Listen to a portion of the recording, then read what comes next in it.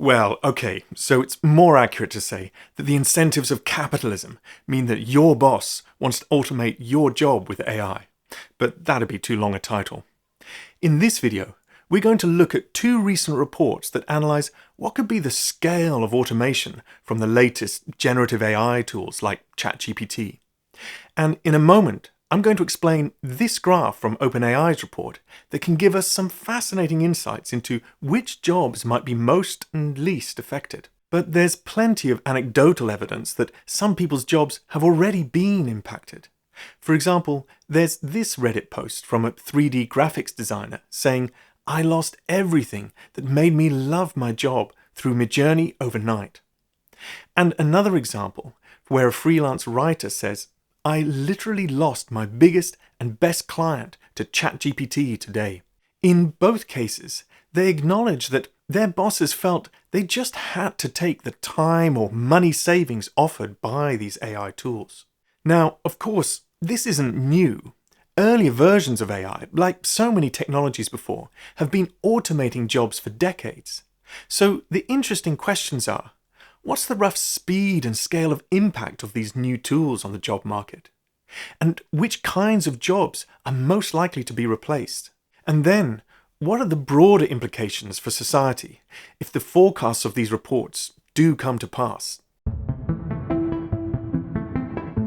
So last month, OpenAI, in collaboration with the University of Pennsylvania, released a report looking at the potential impact of large language models like GPT-4 on the labor market in the US. Their top-level summary was that they expect 80% of the US workforce to have at least 10% of their tasks affected, and 19% of the US workforce have a full 50% of their work impacted.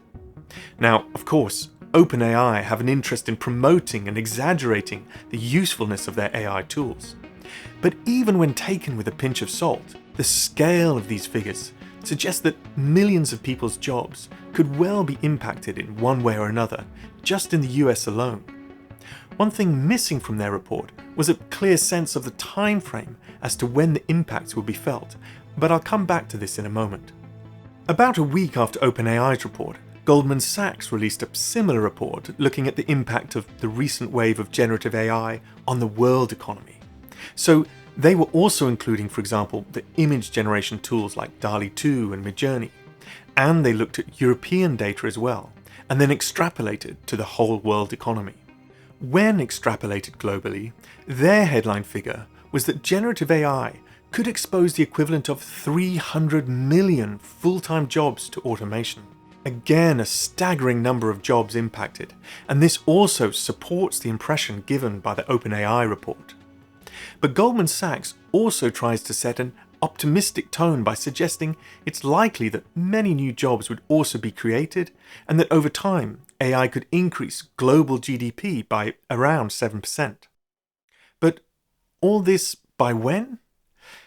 Based on historical precedents for technological adoptions of the electric motor and personal computers, for example, their report's core suggestion is a rough 10-year timeline for adoption. Now, I can understand their reasoning for basing their timeline on what's happened before, but to me, a 10-year adoption timeline seems way too long. Firstly, the businesses that are likely to be impacted are probably already running digitally and are using tools from software companies that are likely to integrate these generative technologies directly into their products this year. For example, Microsoft has already connected GPT-4 into their business suite, and Adobe has already integrated generative image tools into their offering. So it will be easy and fast for businesses and everyone to get access to these technologies and work out where they can be genuinely useful. And there will be huge pressures to adopt them into business processes fast before your competitors do. But secondly, AI is improving so rapidly that it's hard to even imagine what the best AI tools will be like in 5 years' time, let alone 10 years' time. Everything is just moving way faster when the previous generations of technologies were being adopted. So to me, I interpret these two reports as suggesting there is a good chance that millions of jobs could be impacted or completely replaced by generative AI in the next few years. And this doesn't depend on these AI tools being perfect. They just need to be good enough to get an adequate job done for a tiny fraction of the cost of employing a human. To look at which kinds of jobs might be most affected by these generative AIs, I think it's worth briefly sketching out how both of these two reports undertook their analysis. They both took standard datasets that the US and Europe used to map key occupations that make up the economy to the kinds of tasks that need to be done by those who work in those occupations. For example, online merchants need to deliver email confirmations, or school teachers need to involve parent volunteers in children's activities. In both reports, they then made estimates of how many of those tasks could now be done to a significant degree by the new generative forms of AI like ChatGPT.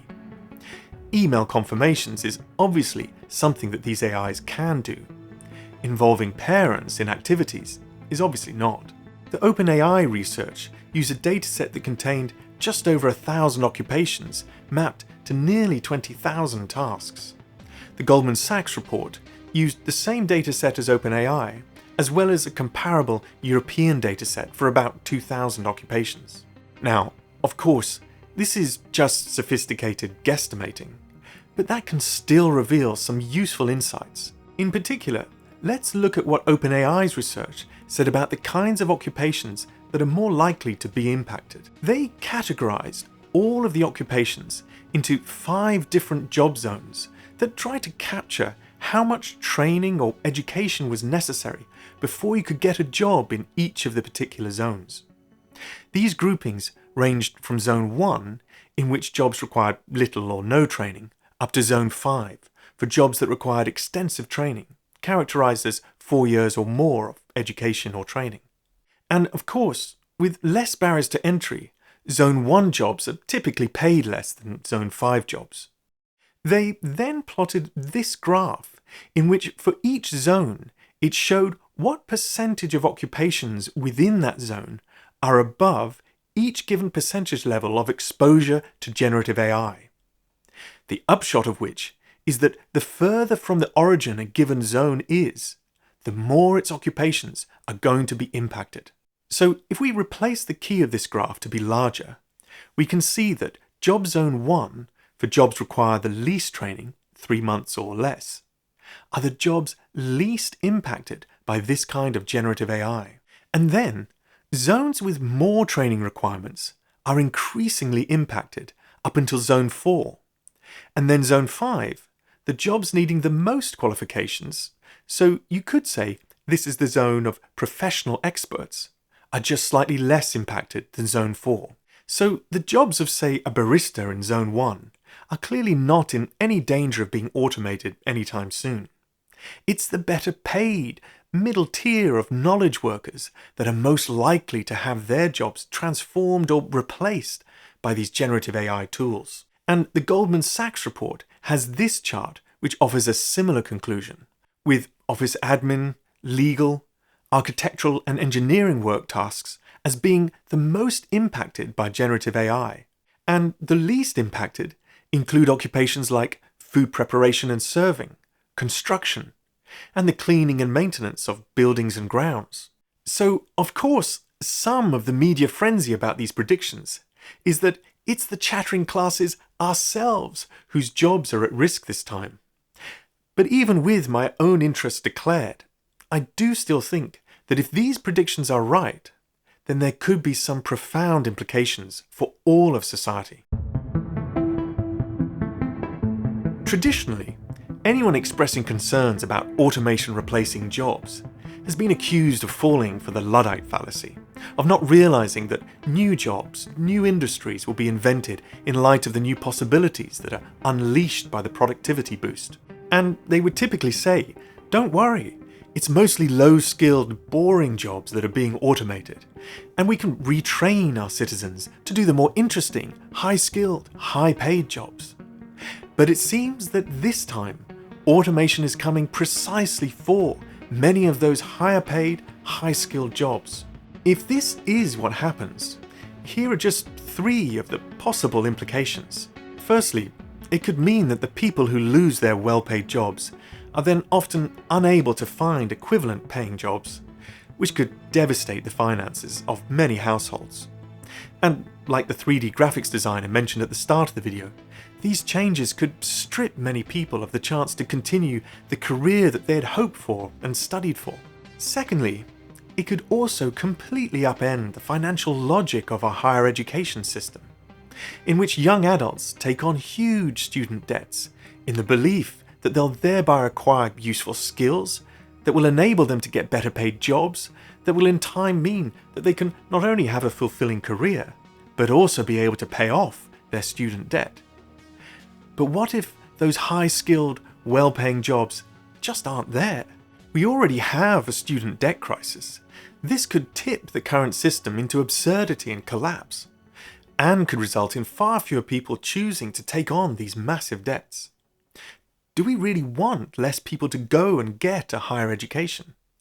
And what would this mean for the finances of universities and the research that they do for society? And thirdly, while it appears that the skilled, professional experts in a given field do not yet look under threat from these AI tools, the tools do threaten the traditional ecology of apprentice jobs that lead up to junior professional jobs that lead on to expert jobs, because the experts will no longer need as many human assistants.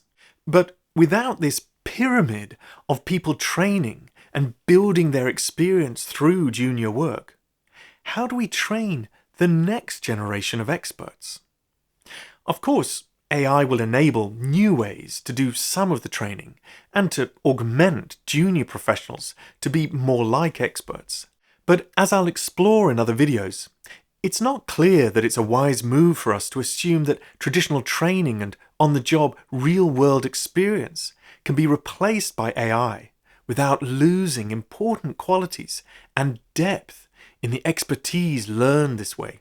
And remember, in a market, any job that now requires less training has more people who can now do it, and so is likely to be paid less than it was before. And indeed, there's more incentive to automate first the jobs that are costing companies most money. Now, sure, I may just be suffering from a failure of imagination to be able to see the new business opportunities and well-paid careers that will now become possible, and that won't themselves be automatable. And also, for example, I've heard some people say that a 10x improvement in programming speed will just mean that businesses will finally be able to build more of the software that they've been hoping to have. It'll be 10 times more programming done, rather than 10 times less programmers employed. Maybe. So I get why there are many who still appeal to the Luddite fallacy as a reason to stay chilled about this new wave of automation. But I hope I've shown why there are also reasons to take seriously the possibility that this time it really might be different. I think we need to keep both possible futures in mind. And everything discussed in this video is just about the kinds of AI tools that we have already today. Tools that are certainly not yet capable of general human-level intelligence. But there is one last thought that I think it's important to note here. Even if we had robots with general intelligence that could do any job better than any human, including doing all of the driving jobs and all of the construction work and maintenance work, for example, there'd still be many kinds of work that I think we'll always want humans to be involved with. For example, tutoring the next generation of children is as much about inspiration and motivation as it is about learning core skills and knowledge. And indeed, schools are also about developing social skills of interacting well within a community. So yeah, AI might help improve education in all sorts of interesting ways. But I think we will always want human teachers and physical schools in the future. Indeed, in the ideal society, we'd have many more teachers so that we could get ever closer to a tutoring and mentoring model of teaching, a model that we can't seem to afford today. And a similar story, I think, could be told in healthcare and social care, and indeed in art and culture and science and politics, where we're also always going to want to have humans involved in so many different ways.